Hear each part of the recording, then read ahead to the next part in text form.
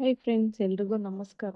ಇವತ್ತು ಪಾಲಕ್ ಸೊಪ್ಪು ಸಾಂಬಾರ್ ಮಾಡೋದು ಹೆಂಗೆ ಅಂತ ನೋಡೋಣ ಬನ್ನಿ.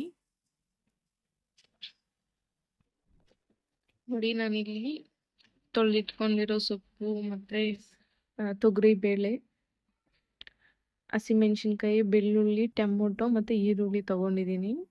ಈಗ ಅದನ್ನ ಒಂದು ಕುಕ್ಕರ್ಗೆ ಹಾಕೊಂತ ಇದ್ದೀನಿ. ಎಲ್ಲ ಈಗ ಪಾಲಕ್ ಸೊಪ್ಪು ಮತ್ತೆ ತೊಗರಿ ಬೇಳೆ, ಈರುಳ್ಳಿ, ಬೆಳ್ಳುಳ್ಳಿ, ಟೊಮೊಟೊ, ಹಸಿಮೆಣಸಿನ್ಕಾಯಿ ಎಲ್ಲ ಒಂದೇ ಸತಿ ಹಾಕೊಂತ ಇದೀನಿ. ನೋಡಿ,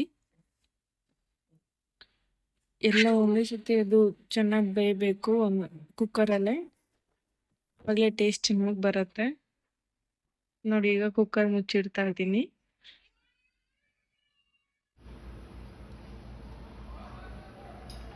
ನೋಡಿ, ಈಗ 3 ವಿಸಿಲ್ಸ್ ಕೂಗಿಸ್ಕೊಂಡಿದ್ದೀನಿ. ಇವಾಗ ಅದನ್ನ ಸಪ್ರೇಟಾಗಿ ತಗೊಂಡು ಕೂಲ್ ಆಗೋದಕ್ಕೆ ಬಿಡ್ತಾ ಇದ್ದೀನಿ. ನೋಡಿ, ಅದು ಸೊಪ್ಪು ಮತ್ತೆ ಟೊಮೊಟೊ, ಬೆಳ್ಳುಳ್ಳಿ, ಹಸಿಮೆಣಸಿನ್ಕಾಯಿ ಇದನ್ನ ಮಾತ್ರ ತಗೊಂತಾ ಇದ್ದೀನಿ ಮಿಕ್ಸಿ ಜಾರ್ಗೆ. ಬೇಳೆ ತಗೊಂತಾ ಇಲ್ಲ. ನೋಡಿ,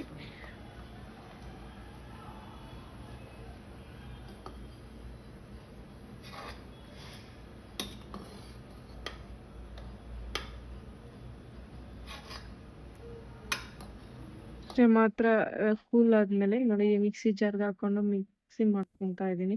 ಅಂದ್ರೆ ತುಂಬಾ ನುಣ್ಣಗೆ ಸಹ ಅದನ್ನ ಮಿಕ್ಸಿ ಮಾಡ್ಕೋಬೇಡಿ, ಚೆನ್ನಾಗಿರಲ್ಲ ಟೇಸ್ಟ್. ಸ್ವಲ್ಪ ಒಂದು 2 ರೌಂಡ್ ಸಾಕಾಗುತ್ತೆ.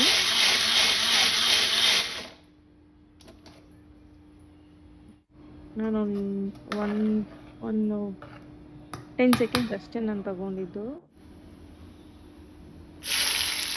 ಇಷ್ಟು ಸ್ವಲ್ಪ ಒಂದು 5 ಮಿನಿಟ್ಸ್ ಕಾಯಿಸ್ಕೊಂಡು ಒಗ್ಗರಣೆ ಮಾಡಿಕೊಂಡ್ರೆ ಅಷ್ಟೇ ಸೊಪ್ಪು ಸಾಂಬಾರು ರೆಡಿ ಆಗಿಬಿಡುತ್ತೆ. ತುಂಬ ಈಸಿ ಮೆಥಡ್ಡು, ಕಡಿಮೆ ಟೈಮಲ್ಲಿ ಒಳ್ಳೆ ಟೇಸ್ಟಿಯಾಗಿರೋ ಸಾಂಬಾರು ಮಾಡಬೇಕಂದ್ರೆ ಸೊಪ್ಪು ಸಾಂಬಾರು ಮಾಡ್ಕೊಳ್ಳಿ.